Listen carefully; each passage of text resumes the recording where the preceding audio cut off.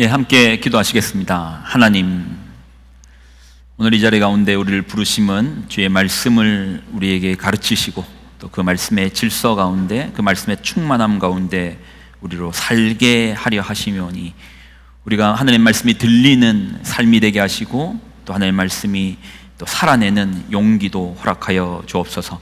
오늘의 예배 가운데 주님을 만나기를 소망합니다. 영광을 드립니다.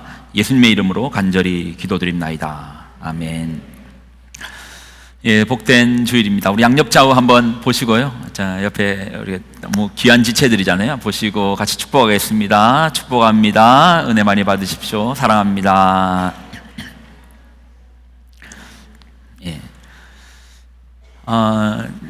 이제 저희가 붙들고 있는 성경은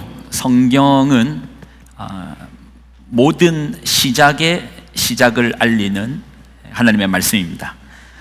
하나의 어떤 사건의 시작이 아니고요, 모든 사건의 근원이 되는 그런 시작점, 그 기원, 그리고 그냥 끝이 아니라, 어떤 사건의 끝이 아니라 모든 사건의 모든 사건이 끝나는 종결 지점의 그 끝을, 그러니까 시작과 끝을 보여주는 유일한 하나님의 말씀입니다.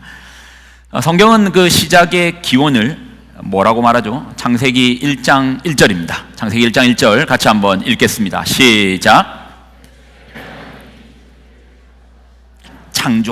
창조입니다. 그 기원을 없음에서 있다. 우리 눈에 보이는 이 실체는 원래 없었던 것인데 무에서 유로 창조되었습니다. 우리는 창조를 못합니다. 창조의 개념도 사실은 알기가 쉽지 않습니다. 우리는요, 나무를 가지고 강대상을 만드는 건 변형이죠. 암만 최첨단 핸드폰이라 할지라도 철광석이나 이런 여러 가지 플라스틱 제품을 가지고 우리는 변형을 시킬 뿐이지, 우리는 없었던 것을 창조하지는 못합니다. 우리 하나님은 창조주이십니다. 이걸 성경은 이렇게 시작을 하고요, 이 창조와 반대되는 개념이 이제 진화론이라는 말을 들어봤을 겁니다. 창조는 믿음의 영역인데 진화는 과학적이라 우리는 진화는 과학적이다라고 생각을 하시는데요. 근데 여러분, 진화론도 과학의 영역으로 보기에는 다소 무리가 있습니다. 왜냐하면 진화도 여러 종교의 하나인 믿음의 영역으로, 믿음이 없이는 진화를 알기도 쉽지 않습니다. 이 생명의 기원이라는 차원으로 한번 좀 설명해 드려 볼게요. 생명의 기원.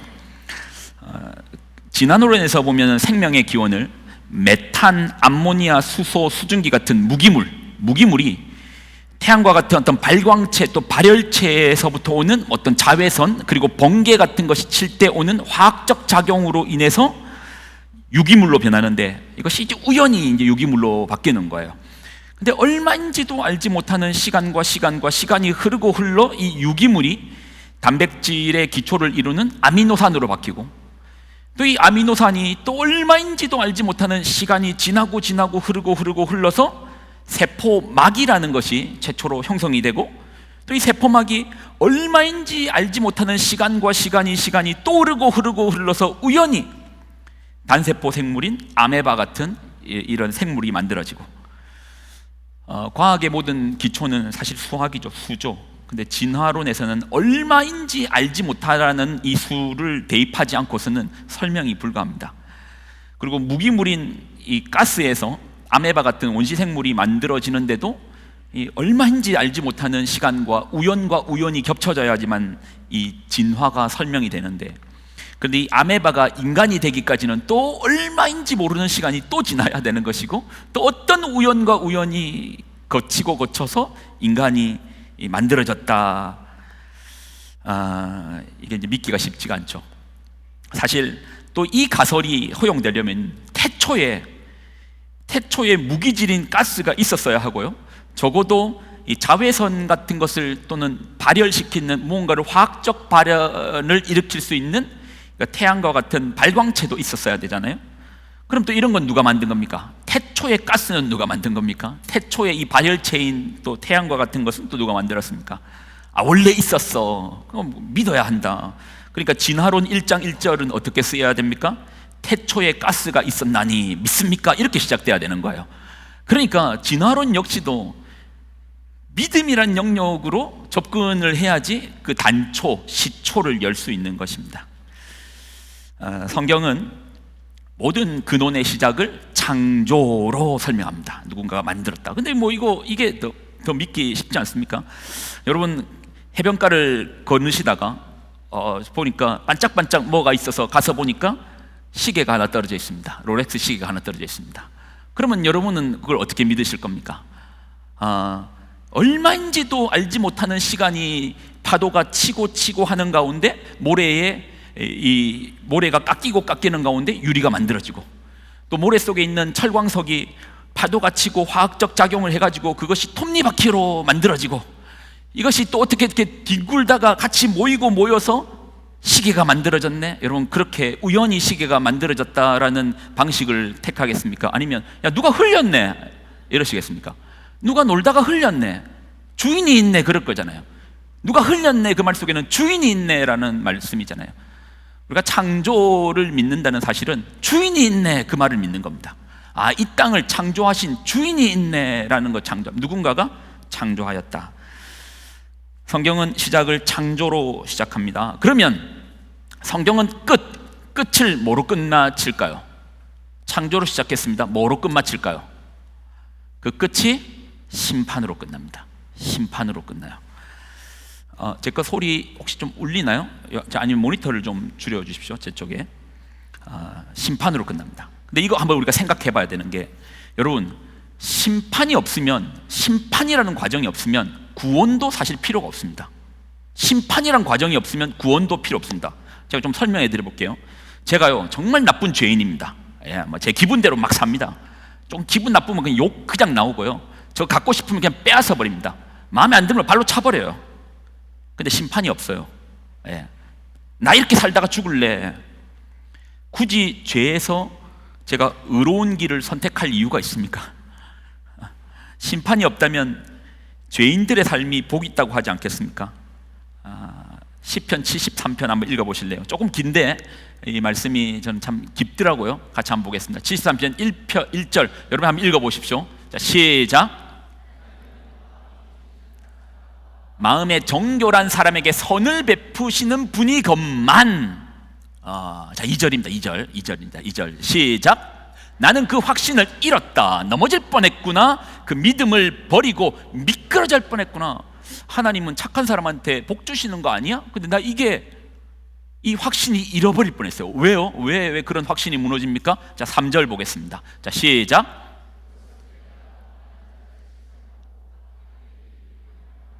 아니 저 나쁜 인간이 벌 받아야 되는데 저 나쁜 인간이 더 잘 먹고 잘 살고 평안하게 살고, 저 집에서는 웃음꽃이 피는데 정직하게 살려고 하는 우리 집에서는 한숨만 나오니까 이게 시샘이 나는 거예요. 좀 더 보겠습니다. 4절입니다. 시작.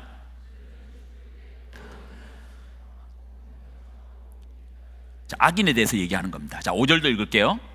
사람들이 흔히들 당하는 그런 고통이 그들에게는 없으며 사람들이 의리 당하는 재앙도 그들에게는 가까이 가지 않는다. 자, 6절부터는 제가 읽겠습니다.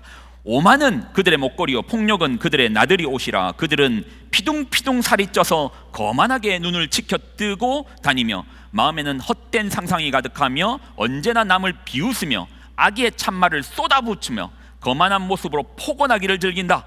입으로는 하늘을 비방하고 혀로는 땅을 휩쓸고 다닌다. 자, 10절 여러분 읽습니다. 10절 시작.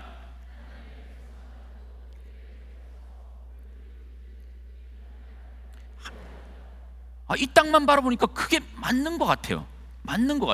자, 11절 있습니다. 시작. 덩달아 말한다. 하나님인들 어떻게 할 수 있으랴? 가장 높은 분이라고 무엇이든지 다 알 수 있으랴? 라고 말한다. 이 땅만 바라보니까, 땅 속에 보니까 악인들이 저 사람들이 저 잘 살지? 근데 나는 뭐지? 믿는다고 하여 나랑 그들의 삶이, 아니 착하게 살고 참고 살면 복을 주셔야지. 이 땅에서 뭐지? 자, 12절 13절 마저 읽을게요. 자, 시작. 그런데 놀랍게도 그들은 모두가 악인인데도 신세가 언제나 편하고 재산은 늘어만 가는구나. 자, 마지막 13절입니다. 이렇다면 내가 깨끗한 마음으로 살아온 것과 내 손으로 죄를 짓지 않고 깨끗하게 살아온 것이 허사란 말인가? 여러분, 이런 고민 안 해보셨습니까? 고민이 되잖아요. 굳이 내가 왜 하나님 말씀대로 살아야 돼? 왜 그렇게 살아야 돼? 그러니까 이 하나의 인생의 난제죠. 착하게 살고 정직하게 살면 뭔가 인생의 가운데 보상이 주어져야 되는데, 그런 건 않고 그냥 기를 쓰고 남의 끌으면 빼뜨리고 자기가 좋아하는 것은 기를 쓰고 빼앗고. 가끔 그런 거 보면 부럽지 않습니까? 참는 것이 복이 있다고 하는데 지 성질대로 다 말하는 사람 보면 그런 마음 들잖아요. 네 속은 편하겠다, 그런 생각 안 듭니까? 니는 네 속에 있는 거 다 말하니까 네 속은 편하겠다. 시인도 이것이 엄청난 고민이었습니다. 얼마나 큰 고민이었는지 볼까요? 자, 16절 맞아 보겠습니다. 16절 같이 읽습니다. 시작. 이 얽힌 문제를 풀어보려고 깊이 생각해 보았으나 그것은 내가 풀기에 너무나 어려운 문제였던 거예요. 이 땅에서 일어나는 상황들을 바라보며 너무나 어려운 문제인 겁니다. 근데 이 시인이 답을 알았습니다. 그 답이 뭔지 압니까? 17절입니다. 시작.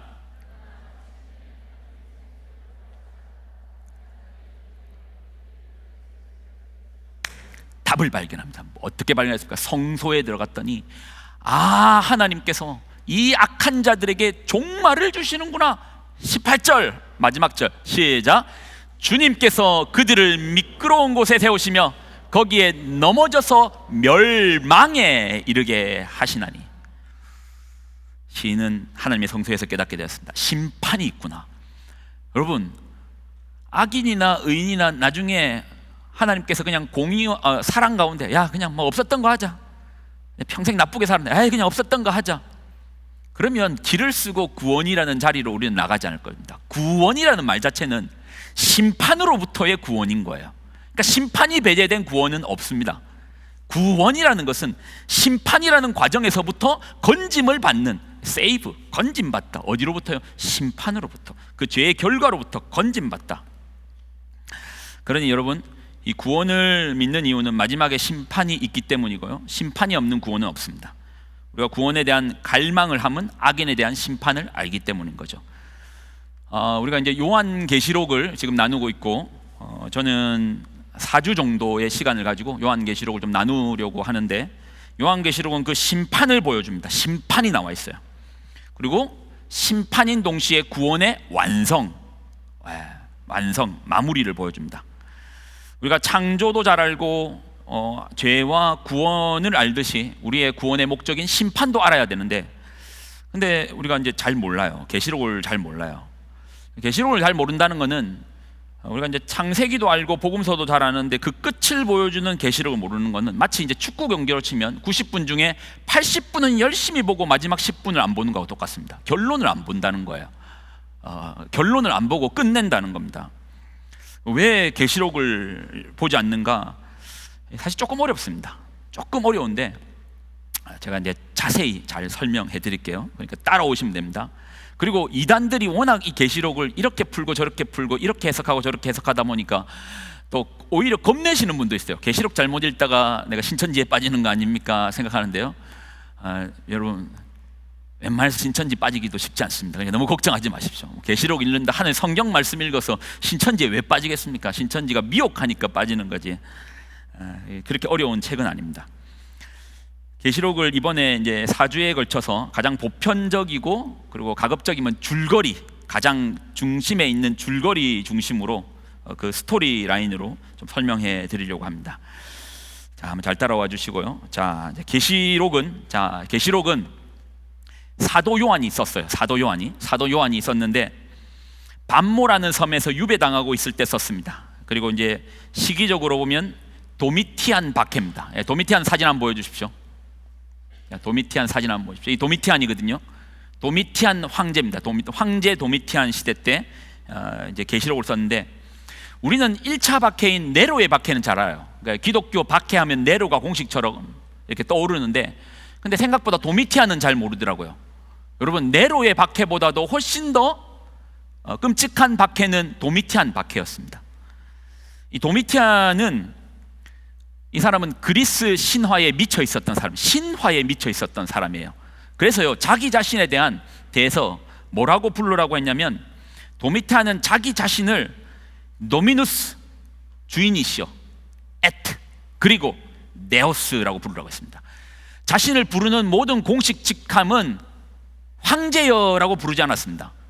예, 네로를 향해서도 사람들은 황제여라고 접근했는데, 황제여라고 불렀는데, 도미티아는 자신을 부를 때, 원로원에서 자신을 사람들이 부를 때 나를 똑같은 사람으로 보지 마라, 나를 향해서 노미누스 앳 네오스, 하나님이라고 부르라고 했어요. 나는 아직도 사람인데, 사람인 그가 사람들을 향해서 나를 부를 때 나를 하나님이라고 신이라고 부르라고 한 거예요. 나무와 철로 된 우상도 인정하지 않는 기독교인들이 사람을 향해서 하나님이라고 부르라고 하는데 그거 따르겠습니까? 인정하겠습니까? 그러니 도미티아는 이런 기독교인들을 무참히 이제 박해하는 거예요. 도미티안의 박해의 내용은 너무 많아요. 근데 너무 또 끔찍해요. 굳이 말하지는 않겠습니다. 이런 도미티안 앞에, 도미티안이 기독교를 말살하는 그 가운데 아직까지 살아있는 12사도 중에 마지막까지 살아있는 사도 요한이 산채로 이제 잡혀온 거예요. 궁궐에 사도 요한이 무릎을 꿇고 앉아 있습니다. 살아있는 사도를 직접 보니까 이 도미티안도 신기했겠죠. 그리고 결론적으로 사도 요한을 죽이라고 합니다. 근데 어떤 방식으로 죽이려 하냐, 이 노구의 몸을 끌고 있는 사도 요한에게 독약을 건네줍니다. 사도 요한은 천천히 그 독을 마셨습니다. 쭉 마셨는데 죽지 않은 거예요. 죽지 않은 겁니다. 강독을 먹었는데 죽지 않은 겁니다. 그러니 사명이 있으니 하나님께서 아직 안 데려가시는 거죠. 그러니 도미티안이 두려움 가운데 그를 산채로 반모라는 섬으로 유배를 보낸 것입니다. 자, 이제 계시록의 내용을 직접 보겠는데요. 유배지에서 요한이 하나님의 음성을 들어요. 나팔 소리 같은 요한아라는 소리를 듣습니다. 자, 그 장면을 이제 직접 보겠습니다. 자, 1장 9절부터 좀 볼게요. 1장 9절부터 11절까지 볼게요. 성경을 계시록을 볼 때는 읽을 수밖에 없습니다. 성경이 나와 있는 내용을 설명하니까 읽을 수밖에 없으니까요. 여러분 성경 구절 구절 잘 따라오시면서 그리고 중간에 좀 설명을 좀 계속 해드리겠습니다. 자, 1장 9절입니다. 시작.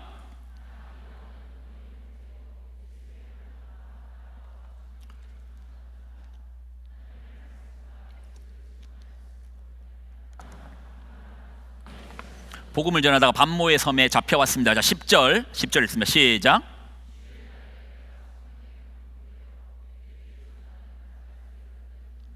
나팔, 붕 부는 나팔 소리 같은 큰 소리로 요한이 반모에서 유배를 하고 있는데 요한의 뒤에서 요한아라고 울려 퍼지는 소리를 들은 겁니다. 그리고 그 음성이 이런 내용이었습니다. 자, 어떤 말씀을 하셨냐? 자, 11절입니다. 11절 있습니다. 시작.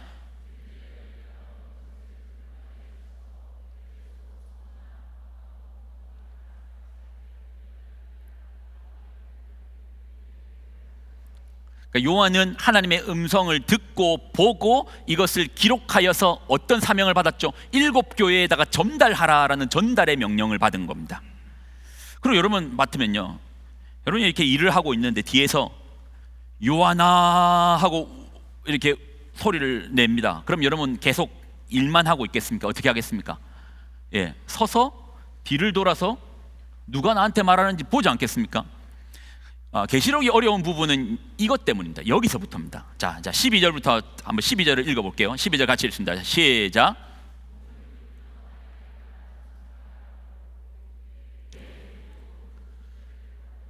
요한의 눈에 첫 번째로 보인 게 뭔가 7 금초대를 본 거예요. 자, 어떤 게 어렵냐면 계시록의 꽤 많은 부분에서 어려운 지점은 요한은요 그냥 본 거예요.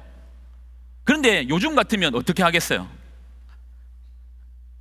요즘 같으면 어떻게 하겠습니까? 핸드폰 두고 바로 동영상 찍을 겁니다. 다 이렇게 찍어가지고 유튜브에 올리면 1000만 원 올라가겠죠. 예. 천국에서 일어나는 실제 상황이라 해가지고 이렇게 하면, 예. 근데 요한 당시는 이 핸드폰도 없고 사진도 찍을 수 없고, 그래서 요한은 자기가 본 것을 어떻게 한 거죠? 글로 기록해서 남기는 거예요. 그러다 보니까 좀 어려운 거예요. 만약에 요한이 본 걸 동영상이 있어가지고 우리가 동영상을 보면 요거 봤구나, 요거 봤구나. 그러니까 꽤 많은 분량이 요한이 자신이 본 거를 글로 쓴 거예요.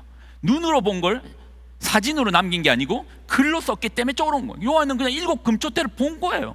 내 눈에 보였으니까 보인 대로 그냥 그걸 쓴 겁니다. 자, 그리고 또 새로운 한 분이 보입니다. 자, 13절도 보겠습니다. 자, 시작.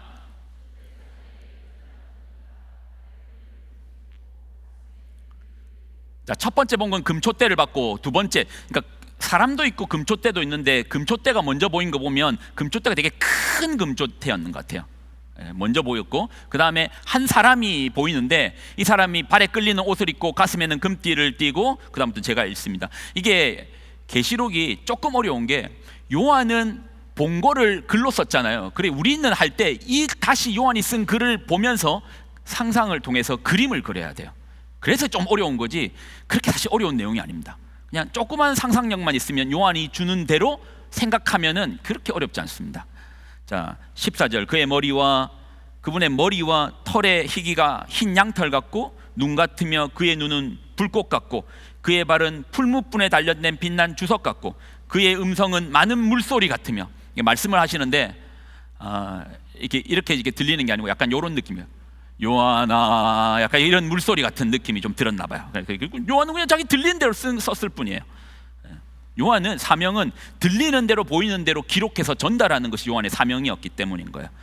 16절. 그분의 오른손에는 7별이 있고 그의 입에서는 좌우에 날선 검이 나오고 그 얼굴은 해가 힘있게 비치는 것 같더라.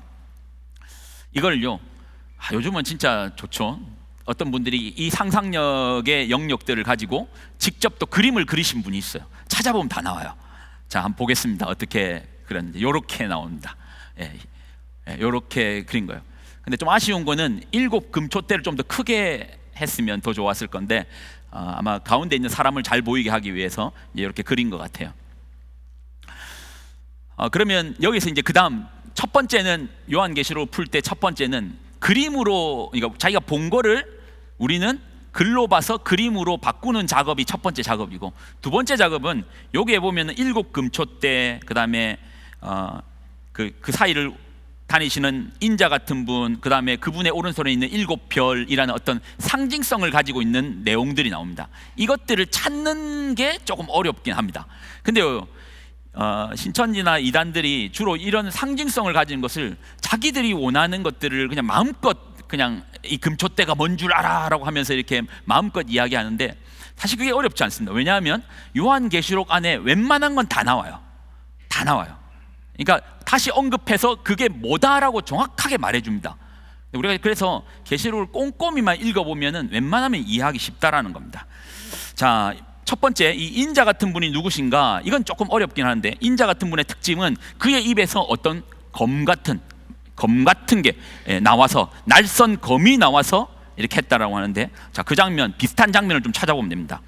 계시록 19장에 보면 적그리스도와 거짓 선지자를 유황불에 던지시는 어떤 분이 나오거든요. 자, 그분의 내용을 좀 보면 비슷한 장면이 나옵니다. 같이 한번 읽어볼게요. 자, 시작.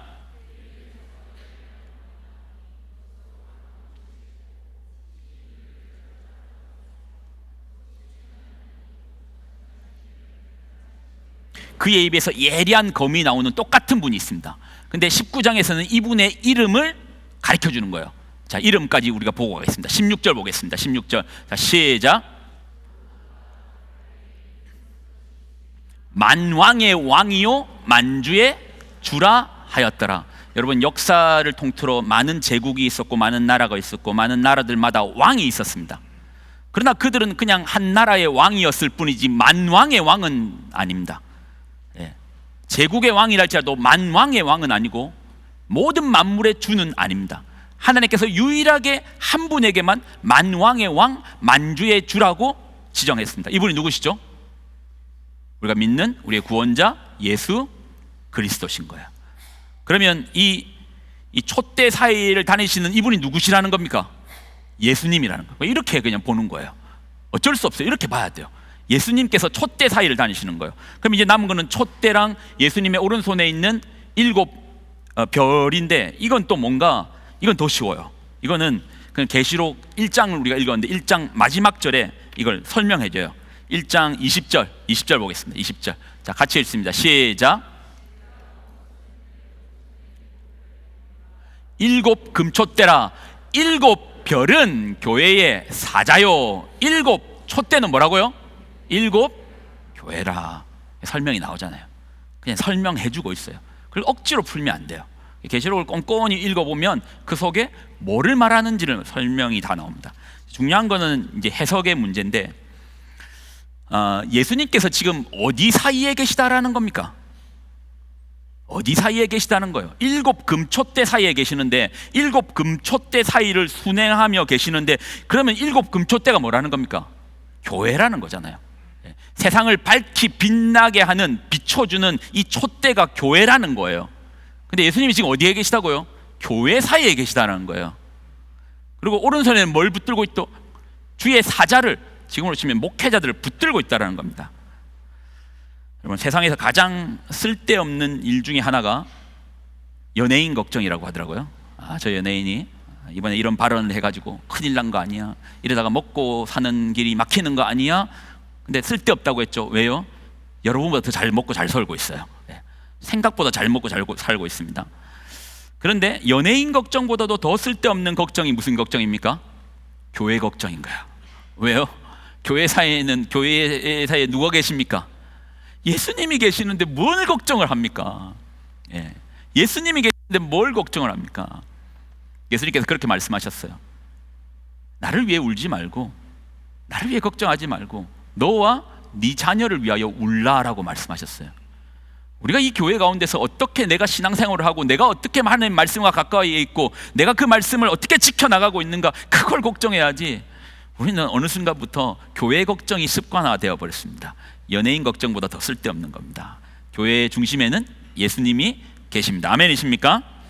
자, 그리고 1장이 일곱 교회 사이에 계신 예수님이었다면 2장에서는 그 예수님께서 이 일곱 교회를 향하여서 책망도 하시고 칭찬도 하시는 거예요. 책망도 하시고 칭찬도 하십니다. 그냥 도표만 보여주세요. 도표만, 지도 빼고. 도표만 보여주면 뭐 잘 안 보이시죠? 성경에 다 나오는 거 누가 그냥 정리해놨습니다. 이런 자료 어디서 구합니까? 네이버에 치면 다 나옵니다. 다 나와요. 그냥 치기만 하면 다 나와요. 이거보다 더 좋은 것도 더 많이 나옵니다. 유튜브에도 다 설명되어 있습니다. 책망받는 내용만 좀 보면 일곱 교회, 또 우리가 교회잖아요. 우리가 몸된 교회잖아요. 우리에게 주시는 책망인데, 첫 번째 책망이 너 그 첫사랑 어디 갔냐? 하나님을 향한 그 마음 어디 갔냐? 너 지금 신앙생활 똑바로 하고 있는 거냐? 그 첫사랑 어디 갔냐? 두 번째, 니골라당의 교훈을 따른다. 나 이거 싫어한다. 니골라당이 뭔데요? 니골라당이 이겁니다. 한 번 구원받으면, 내가 예수님 믿어서 한 번 구원받으면 내가 어떤 짓을 해도 나는 구원받는다. 그거 아닙니다. 하나님께서 싫어하신대요. 왜요? 이용하는 거죠. 내 하고 싶은 대로 다 살고 싶은 것도 내 욕망이고, 그렇지만 마지막엔 구원받고 싶은 것도 내 욕망이고, 이용하는 것밖에 안 되죠. 그리고 세 번째가 이세벨의 교훈을 따른다. 이세벨의 교훈은 뭔데요? 우상숭배를 내가 싫어한다. 하나님, 우리 집에는요 목상도 없고 철상도 없고 불상도 없고 밥상밖에 없습니다. 마지막 그 웃으라고 한 말인데 죄송합니다. 하여튼 그런 게 없습니다. 그런데요, 여러분, 이건 딱 기억하십시오. 우리가 지난주 말씀도 나누었잖아요. 하나님보다 앞에 있는 건 다 우상입니다. 하나님보다 앞에 있는 건 다 우상입니다. 자녀가 하나님보다 앞에 있습니까? 우상입니다. 그게 우상이에요. 목상, 철상 아닙니다. 하나님보다 앞에 있는 거 다 우상입니다. 돈 좋죠. 필요하죠. 하나님보다 앞에 있으면 우상입니다. 자녀를 하나님보다 앞에 두면 반드시 자녀 교육에 문제가 생기게 돼 있습니다. 이건 반드시예요. 왜 반드시 생깁니까?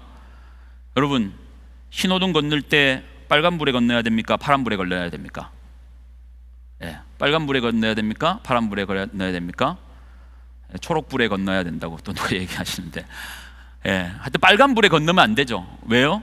질서를 어기는 거잖아요. 하나님은 우상숭배는 결국 질서입니다. 질서가 무너지는 겁니다. 모든 하나님이 우선되어야 되고 말씀이 우선되어야 되는데 그 뒤에 우리가 서 있는 것이 마땅한데 이거보다 앞에 있으면 당연히 사고 납니다. 빨간불에 실컷 걷다가 교통사고 나서 왜 내가 사고 나야 됩니까? 라고 묻는 거하고 똑같습니다. 여러분, 질서 가운데 있어야 됩니다. 그리고 죽은 신앙을 책망하시고 차갑지도 뜨겁지도 않는 미지근한 신앙을 책망하십니다. 이 말씀에서 여러분 비춰봐야 돼요. 그리고 오늘 마지막으로 이야기하고 싶은 것은 이겁니다. 7 교회에 공통으로 주시는 메시지가 있습니다. 7 교회에다가 책망도 하시고 칭찬도 하시고, 또 어떤 교회는 책망만 하시고 칭찬 없고, 어떤 교회는 칭찬하시고 책망 없고, 그렇지만 이 7 교회에 동일하게 주시는 하나님의 메시지가 있어요. 다 안 찾아보고 몇 절만 좀 찾아볼게요. 계시록 2장 7절 한번 읽을게요. 자, 시작. 이기는 그에게는 내가 하나님의 낙원에 있는 생명나무의 열매를 주어 먹게 하리라. 에베소 교회에게 주셨습니다. 누구에게 준다? 이기는 자에게. 서머나 교회에게 주시는 말씀도 볼까요? 2장 11절입니다. 2장 11절 시작.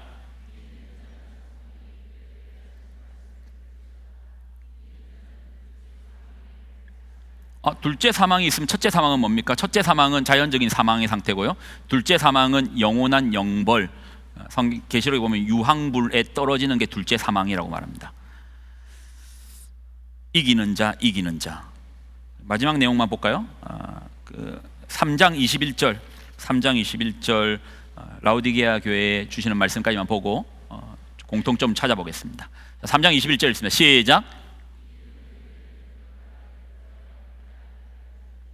내가 이기고 아버지의 보좌에 함께 앉은 것 같이 하리라. 7 교회에 동일하게 주시는 하나님의 메시지는 뭐죠? 이기는 자가 되라라고 합니다. 이기는 자가 되라. 저는 이 이기는 자가 되라는 메시지를 참 좋아합니다. 참 중요하다 생각합니다. 특별히 교회 가운데 이 메시지는 정말 잘 붙들어야 됩니다. 이기는 자 하니까 여러분의 마음속에는 첫 번째 질문이 어떻게 하면 이기는 겁니까? 어떻게 해야지 이걸 상급으로 받을 수 있습니까? 어떻게 해야지 이깁니까? 사실 이보다 훨씬 더 중요한 질문이 있습니다. 어떤 질문이죠? 누구를 향해서 이겨야 됩니까? 누구랑 싸워야 됩니까? 누구한테 이겨야 됩니까? 성경은 보이지 않는 영원한 싸움을 말합니다. 계시록에 보면은 우리가 창조가 보이지 않는 주권자 대신 하나님을 이야기하는 것이고, 또 계시록에는 대적자 되는 것에 대해서 정확하게 말합니다. 아주 원색적으로 대적자를 말하고 이 대적자의 결론이 어떻게 되는지 말합니다. 그 대적자를 사탄 또는 마귀, 옛뱀, 거짓 선지자 이렇게 딱 정확하게 이야기하는 부분들이 있습니다. 그리고 끝이 어떻게 되는가? 에베소서 6장 우리가 누구랑 싸워야 되는지를 알면은 어떻게 이기는지는 자연스럽게 알게 됩니다. 6장 12절로 13절, 에베소서 6장 12, 13. 자, 같이 한번 보겠습니다. 12절입니다. 시작.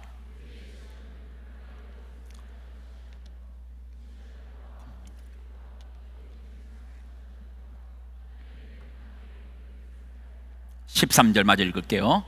그러므로 하나님의 전신갑주를 취하라. 이는 악한 날에 너희가 능히 대적하고 모든 일을 행한 후에 서기 위함이라. 우리의 싸움은 혈과 육을 상대하는 게 아니고 보이는 게 아닙니다. 일단 보이는 혈과 육은 아니라는 거예요. 그러니까 적어도 우리 여기 있는 공동체에 있는 지체들 중에 우리 안에 성경이 말하고 있는 대적자는 한 명도 없습니다. 보이는 혈과 육, 여러분 다 보이잖아요. 이건 아니에요.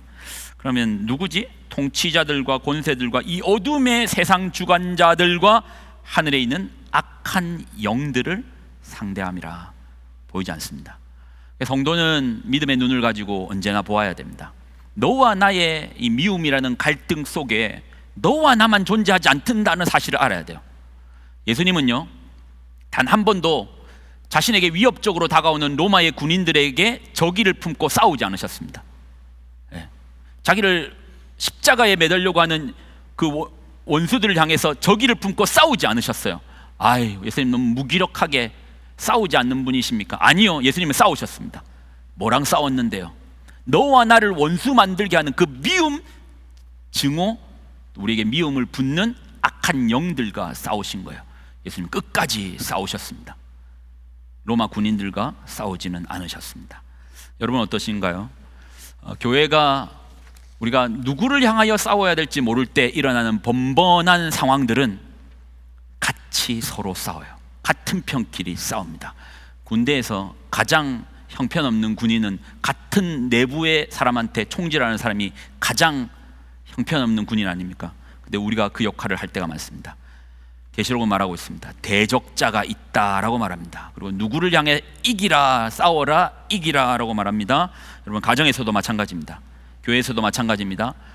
보이는 사람이 아닙니다. 하나님 우리에게 사랑하라고 주셨지 싸우라고 주신 것은 아니죠. 그리고 우리가 싸울 뭔가의 마음에 갈등들이 있고 가정에 문제가 있을 때 이 사이에서 장난질하는 악한 영이 있구나 대적하고 기도하셔야 됩니다. 근데 지혜롭게 하셔야지 괜히 남편한테 사단아 물러가라 그러지 마십시오. 그러면 없던 싸움도 또 발생하게 되고 교회에서도 마찬가지입니다. 예전에 교회에 제가 문제가 일어나는 가운데 있었는데 어떤 장로님이 상대를 향해서 사단아 꺼져라 라고 이렇게 하시더라고요. 화평 가운데 하나가 됐겠습니까? 정말 교회가 둘로 나눠졌겠습니까? 지혜롭게 하셔야죠. 우리가 싸워야 될 대상은 그렇지 않죠. 기도 가운데 깨어서 악한 영을 대적해야 됩니다. 그리고 최고의 전쟁터는 성경은 말합니다. 예배입니다. 영적인 전쟁터인 예배입니다. 여러분의 예배는 지금 이기고 있는 것 같습니까? 판세가 지고 있는 것 같습니까? 그래서 여러분 도전을 드립니다. 예배 때 그냥 오지 마시고 기도하시고, 그리고 성경에서 찬양은 싸움의 도구입니다. 전쟁을 나갈 때 찬양하면서 나갔습니다. 근데 그러면 찬양을 어떤 자세로서 불러야 될 것이고 어떤 마음으로 예배 때 와야 되겠습니까? 준비 찬양이니까 나는 어차피 준비됐으니까 끝나고 중간에 들어가야지 그러지 마십시오. 그러지 마요. 그럼 예배 때 번번이 진다니까요. 여러분 지금의 말씀이 들리는 곳으로 끝내지 마시고 이것이 하나님 앞에 영광으로 올라가고 내 삶에는 결단이 되어 삶의 자리에서 또 삶의 예배로 여러분 나가셔야 될 거 아닙니까? 여기서만 예배 드리고 끝나실래요? 직장으로 가야 되고 때로는 희생도 필요하고 말씀 앞에서 무릎 꿇는 시간도 필요하고 삶의 현장으로 나가려면 여기서 이기고 나가야지 밖에 나가서 싸우지, 안 그렇습니까? 그래서 승리하는 여러분 되시기를 예수님의 이름으로 부탁을 드립니다. 이 찬양으로 마무리하고 싶은데요, 정말 마지막 때에 우리가 이 함성의 찬양을 부르면서 그 승리의 노래를 부르기를 소망합니다. 자, 우리 괜찮다면 모두 일어서서 하나님 앞에 그 승리의, 계시록에 보면 찬양도 여러 번 나오거든요. 근데 보면 우리의 금면류관을 다 하나님 발 앞에 내려놓고 영광의 하나님께 찬양을 올려드려요. 근데 그 찬양에서 가장 많이 나오는 장면은 승리입니다. 우리에게 승리를 주시는 하나님, 우리도 그 찬양을 올려드리겠습니다.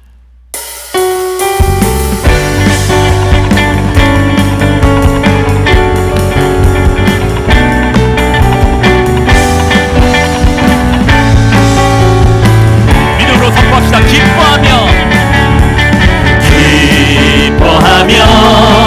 승리의 노래 부르리. 그 백성 주가 회복시키시네.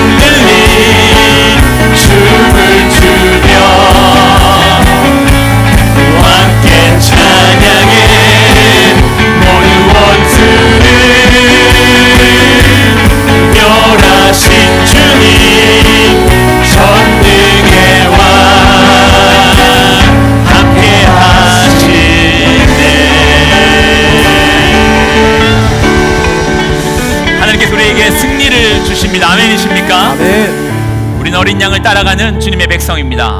우리 어린 양을 따라가면은 그 속에 이기는 자의 비밀이 있습니다. 어떻게 이기는입니까? 주님의 말씀을 따라서 우리 어린 양 되시는 우리의 승리의 주 되시고 만왕의 왕이시고 만주의 주가 되시는 예수님을 따라가면은 승리합니다.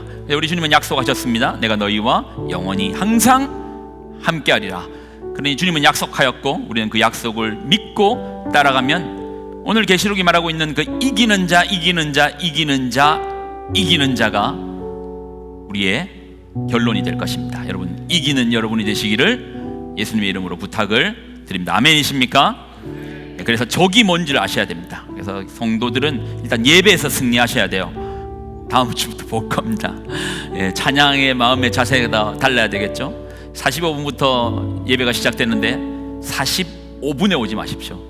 43분에 와서 영적으로 하나님 앞에 기도하고 내 영이 깨어 하나님, 내가 전신갑주를 입고 예배라는 전쟁터 가운데서 내가 사단에게 빼앗기지 아니하며 하나님의 영광을 하나도 빼앗기지 아니하며 오직 아버지께만 올려드리는 승리의 예배가 되게 하시고, 또 이제는 우리가 이 예배의 승리를 가지고 삶으로 나아가서 삶의 자리들마다 승리하였노라, 이기는 자가 되었노라 고백하는 여러분이 되시기를 예수님의 이름으로 부탁을 드립니다. 아멘이십니까?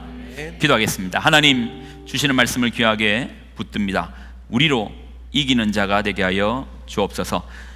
예수님께서 우리의 삶에 함께하여 주시고 예수님께서 영원한 승리를 주시는 분이시니 우리가 그 승리의 이름 예수 그리스도를 쫓아 믿음으로 걷는 그 자리마다 이기는 자 되게 하여 주옵소서. 특별히 하나님께서 예배하는 자를 찾으시고 기쁨으로 그들의 영광을 받으시오니 우리 예배가 악한 영에게 빼앗기지 아니하며 삶의 분주함 가운데 흩어지지 아니하며 온전함으로 주님 앞에 충만해서 충만으로 우리에게 주시는 하나님 앞에 영광으로 올려드리는 그런 승리가 있는 예배되게 하여 주옵소서. 이제는 우리 주 예수 그리스도의 은혜와 하나님의 무한 극진하신 사랑하심과 성령님의 교통동행 충만하심의 역사하심이 이기는 자, 이기는 자, 이기는 자, 특별히 예배의 현장 가운데서 이김으로써, 예배의 현장 가운데 말씀을 붙잡음으로써 삶의 예배 가운데서도 이기기로, 가정에서도 이기기로, 흑암과 어둠과 도롬의 영에게 영광을, 하나님의 영광을 빼앗기지 않고 이기기로 작정한 귀한 성도들의 삶과 가정과 그들의 자녀들의 머리머리 위에 이제로부터 영원히 항상 함께하여 주시기를 간절히 축원드리옵나이다. 아멘.